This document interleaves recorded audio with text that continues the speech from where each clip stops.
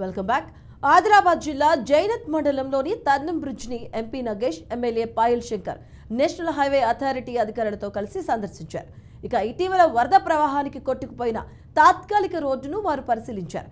ఈ సందర్భంగా MP, MLA మాట్లాడుతూ తర్నం బ్రిడ్జ్ అంతరాయం వల్ల ప్రజలకు రాకపోకలకు తీవ్ర ఇబ్బందుల నేపథ్యంలో యుద్ధ ప్రాతిపదికన బైలీ బ్రిడ్జ్ ఏర్పాటు చేసే విధంగా కేంద్రానికి ప్రతిపాదనలు పంపామన్నారు.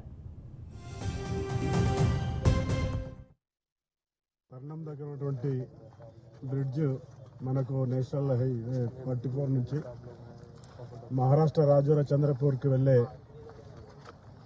ఈ రహదారి ఉన్నటువంటి ఈ బ్రిడ్జ్ ఫ్లడ్స్ వల్ల పూర్తిగా మెయిన్ బ్రిడ్జ్ డ్యామేజ్ కావడం, ఏదైతే ఆల్టర్నేటివ్గా వేసినటువంటి బ్రిడ్జ్ కూడా రహదారి కూడా కొట్టుకోవడం వల్ల వేలాది ప్రజలందరూ చాలా ఇబ్బంది పడుతూ ఉన్నారు.